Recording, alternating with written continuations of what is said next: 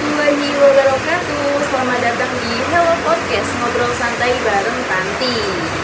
Nah, kali ini Tanti akan jadi host podcast yang pada kali ini akan menggunakan tema yaitu memotivasi anak muda untuk selalu berkarya. Nah, pada malam hari ini nanti kedatangan seorang narasumber yang Masya Allah luar biasa. Beliau ini sangat sibuk ya hitungannya, tapi beliau ini selalu menyempatkan sedikit waktunya untuk menghadiri podcast yang dihosti oleh Tanti. Nah, gitu.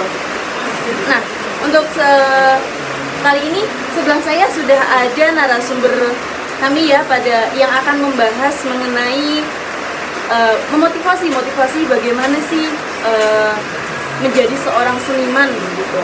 Beliau ini bernama Muhammad Krismon Ariwijaya. Beliau merupakan mahasiswa lulusan Universitas Negeri Surabaya jurusan Seni Rupa Murni. Lahir pada 27 Januari. Maksud saya lahir 27 Juni 1998. Tinggal di Desa Gebangkarep, Kecamatan Baron, Kabupaten Nganjuk, Indonesia. Beliau ini merupakan pendiri kolektif dari Kecoak Timur. Ya, bener ya? Kecoak Timur itu sebuah kolektif seni yang anggotanya itu adalah aktivis seni rupa di Surabaya, bener gitu ya? Sebenarnya nggak aktivis sih, tapi maksudnya bisa dibilang ya teman-teman seni rupa yang bergerak di masyarakat itu lebih sederhana ketimbang ngomongin aktivis. Oh gitu. Nah, jadi beliau ini nantinya akan berbagi pengalaman selama dia menjadi seniman muda lah biasanya kan masih muda ya. Nah, senang sekali Mas Krismon ya bisa hadir menyempatkan waktu yang saya dengar sepertinya saat ini sedang mengadakan pameran ya? Ya benar, jadi di selang-selang waktu atau sedang berkarya, tapi aku sama teman-teman sedang ada pameran juga di Surabaya dan masih berlangsung hingga tanggal 13 November. Ya, jadi Masya Allah ya, masih mau menyempatkan waktu untuk ngobrol santai bareng Tanti di sini. Nah. Nah, sekarang kita mau kenalan dulu nih teman-teman, biar teman-teman Hello Podcast di rumah itu juga pada tahu. Nah, untuk Mas Krismon sendiri nih, saat ini tuh kesibukannya apa sih? Sebenarnya selama kuliah pun udah ngerjain beberapa proyek kayak proyek seni, terus kemudian saat ini masih sibuk di Surabaya berkolektif sama teman-teman, bangun ruang dan ekosistem seni di Surabaya, dan pameran, bikin workshop, di kegiatan-kegiatan yang berhubungan dengan seni. Ya, jadi sangat padat sekali ya berarti jadwalnya nih. Masya Allah, ini udah masih muda tapi kayak jadwalnya untuk berkarya itu terus gitu ya. Nah, flashback ke masa lalu nih. Gimana sih awal mulanya Mas Krismon itu akhirnya itu terjun dan masuk ke dunia seni sampai jadi seniman seperti saat ini gitu? Awalnya sih dari SMA aku lulus SMA, kemudian lanjut ke jenjang kuliah lebih tinggi, kemudian memilih beberapa kampus. Waktu itu ada UNESA, ada UM waktu itu kalau nggak salah, tapi kemudian aku diterima di UNESA jurusan seni rupa murni. Nah, semenjak itu di tahun 2016 aku mulai belajar tentang apa itu seni rupa, ngomongin tentang bagaimana konsep berkarya, tentang seni membuat pameran dan sebagainya. Di tahun itu aku mulai aktif untuk pameran, juga berkolektif di beberapa tempat yang ada di Jawa. Oh gitu, berarti hitungannya udah dimulai sejak SMA gitu ya? Berarti dari SMA itu sudah mempunyai skill-skill seni di dalam dirinya gitu ya? Waktu itu SMA aku menang market di Nganjuk, yang kemudian mendorongku untuk di jenjang kuliah aku milih seni rupa itu tadi. gitu ya. Nah, selama menjadi seniman ini berarti kayak sering gitu ya melakukan pameran-pameran gitu ya berarti. Nah, selama maksudnya kemana aja sih selama ini melakukan pameran-pameran itu? Banyak sih, awalnya aku mulai dari Surabaya, kemudian sama teman-teman nyoba masuk di Solo, kemudian Semarang, di Bandung juga pernah waktu kompetisi untuk Contemporary Art Award, kemudian aku masuk di finalis di 30 besar waktu itu atau 15 besar waktu itu. Terus kemudian sama teman-teman kita ikut study kolektif school di Jakarta, kemudian ikut di Biennale Jakarta Ring Project waktu itu. Kemudian akhir-akhir ini aku lebih sering pameran di Jogja, dan sama teman-teman kolektif kita udah melanjutin sama kolektif di Jakarta Timur. Aku habis pameran juga di Jepang waktu itu, di Fukuoka. Bisa sampai ke Jepang itu gimana awalnya? Sebenarnya panjang sih lah ngomongin cerita proses di awal itu ke Jepang dan sebagainya, karena itu lebih ke proses pertemuan teman-teman dengan Mas Ayas, salah satunya salah satu kurator Surabaya yang bantu yang nawarin proyek itu untuk teman-teman bisa ke Jepang. Oh gitu. Berarti ternyata banyaknya relasi itu akan menambah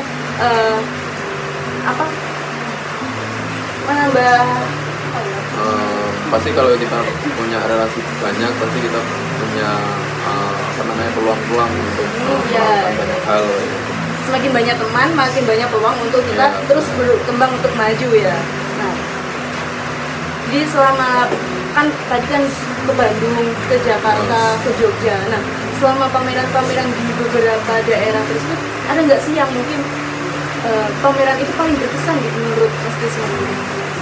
Menurutku di Jakarta bagiku sangat berkesan karena di situ kita mengumpulkan beberapa tanah dari banyak tempat, mulai dari Papua, mulai dari Kalimantan, Samarinda, Palembang juga ada, Jakarta. Jadi di Jakarta kita mengumpulkan tanah-tanah yang dari daerah, lalu kita sajikan di atas piring gitu, di atas piring kecil-kecil dan banyak gitu. Menurutku itu sangat berkesan karena kita mampu membawa sebuah pengalaman baru kepada penikmat seni tentang bahwasannya ngomongin seni rupa nggak harus menjadikan seni lukis atau patung. Iya. Mengenai seni yang memang saya tahunya ya, kalau seni itu ya seni lukis, ada patung, terus ada yang musik gitu kan kalau seni itu. Nah, kalau Mas Krisma sendiri biasanya kalau pameran-pameran kayak gitu lebih ke konsep apa gitu? Aku lebih banyak ngomongin tentang sejarah, ngomongin konsep tentang masa lalu, masa kini dan masa depan. Kemudian membawaku untuk berbicara tentang geopolitik saat ini melalui sebuah karya instalasi yang aku wujudkan dengan media-media yang bebas lagi, nggak terhubung dengan media-media yang terbatas tentang ngomongin kanvas, tentang ngomongin tekstil, dimensi dan sebagainya. Aku juga bereksperimen dengan audio, aku juga bereksperimen dengan media yang aku pakai. Jadi lebih sangat kreatif ya, yang nggak melulu seni itu dituangkan melalui kanvas. Tapi Mas Krismon ini sangat luar biasa, berani beda dari yang lain gitu. Nah, Mas Krismon, saya itu pernah lihat di postingan Instagram Mas Krismon itu ada sebuah karya yang menarik saya untuk tertarik untuk mempertanyakan ini kepada Mas Krismon. Itu saya melihatnya itu di postingan itu tuh ada sebuah sepeda tua dengan goncengannya itu ada beberapa toa yang dijejer-jejer itu sampai ke atas gitu. Nah, kok bisa sih Mas Krismon itu kepikiran gitu menggunakan konsep yang seperti itu? Itu maksudnya gimana?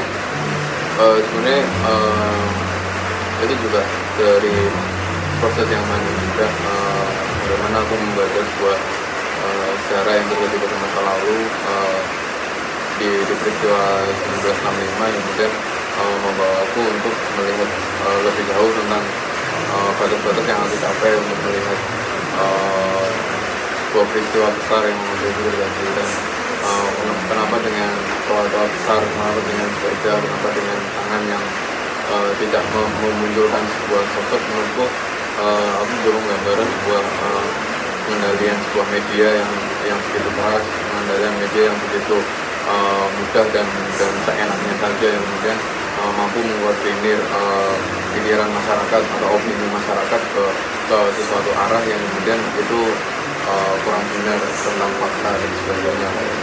Sebenarnya ketika ngomongin tentang seni rupa, ngomongin tentang bentuk seni rupa, semua orang akhirnya menjadi bebas untuk menafsirkan karya itu.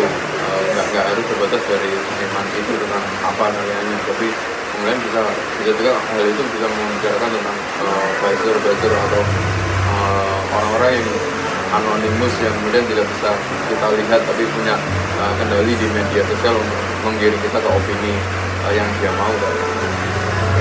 Berarti kalau sejauh ini Mas Krisman membuat karya-karya itu berdasarkan pengalaman atau gimana merepresentasikan menjadi sebuah karya itu? Jadi kalau dalam karyaku untuk saat ini aku lebih banyak dari membaca yang kemudian timbul dari keresahan apa yang kemudian aku rasakan, dan dari itu aku mulai mengutarakan melalui karya seni. Jadi mulai dari sesuatu hal atau wacana apa yang kemudian ingin aku angkat, hal itu menjadi penting dan aku ingin bicarakan sebagai pengetahuan. Berarti Mas Krisman itu sering mengupas dari sejarah masa lalu gitu ya? Bisa jadi, tapi itu bisa berkembang banyak hal. Tapi bisa juga aku memulai dari apa yang sedang terjadi di Indonesia atau geopolitik apa yang sedang terjadi, kemudian aku juga bisa merespon hal itu. Tapi kemudian aku juga sering juga menyisipkan tentang sejarah yang ada pada masa lalu, sejarah yang pernah terjadi. Jadi merepresentasikannya itu dengan karya-karyanya Mas Krisman juga ya. Nah, kalau melihat anak muda saat ini yang mungkin sudah kecanduan dengan gadget ya, bisa nggak sih anak-anak muda saat ini itu berkarya menjadi menciptakan seni itu dari dunia media sosial sendiri gitu? Sebenarnya bisa ya, karena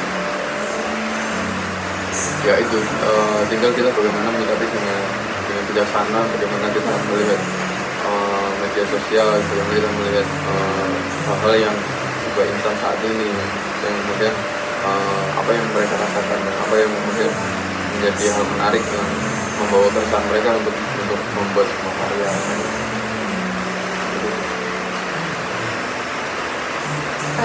Selama saat ini kan Mas Krisman mungkin sudah, namanya Mas Krisman itu sudah dikenal di Jogja ya, mungkin kan sering sekali pameran di Jogja kayak gitu. Nah, sulit gak sih dalam mencapai sampai saat ini gitu? Yo, pastinya sulit karena ya semua proses, semua waktu, semua ngomongin tentang pengalaman, ngomongin tentang kemana kita menemui orang-orang itu, kemana kita harus berjalan, dimana kita punya lingkungan yang benar-benar mendukung kita, itu menurutku sebuah proses yang amat panjang, dan menurutku mereka yang mau masuk di ruang-ruang seni pasti orang-orang yang punya struggle atau dia juang untuk terus berkarir di situ, karena menurutku untuk mencapai sebuah pencapaian saat ini itu sesuatu hal yang kemudian cukup menguras tenaga dan pikiran dan banyak hal. Nah, dari yang sudah sampai saat ini, senimannya saat ini itu ada nggak sesuatu hal yang memang belum tercapai gitu selama menjadi seniman? Kalau untuk saat ini mungkin untuk pameran Google aku masih belum melakukan itu, dan kemungkinan entah tahun depan atau beberapa tahun kemudian aku pengen kerjakan pameran Google di Surabaya itu sih, dan pengen pameran ke internasional lagi, tapi aku ada di luar negeri. Wih, semoga aja ya sampai ke luar negeri. Ya berarti selama ini melakukan pameran-pameran itu sama nggak sendiri gitu? Berarti ada partnernya gitu? Harus kalau menurutku selalu kita harus punya partner kerja, kita harus punya teman untuk bantuin, karena perkembangan seni rupa hari ini kita nggak bisa untuk mengerjakan sebuah karya seni sendirian. Kita harus berkolektif, kita harus punya jaring lain untuk membangun sebuah ide yang kita punya.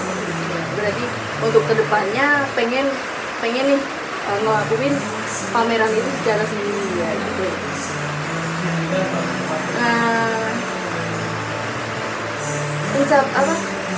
Masih ada nggak sih pencapaian yang ingin Mas Kris mencapai untuk saat ini? Setelah Anda sekarang sudah menjadi seniman, tapi ada nggak sih yang mau dicapai lagi?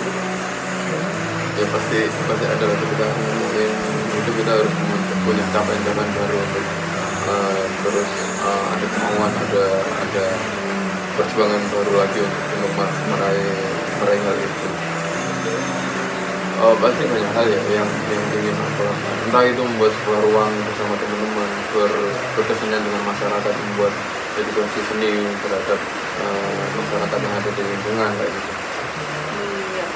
Kalau untuk pesan, Mas Diman kan sekarang udah menjadi seorang seniman yang sudah beranak.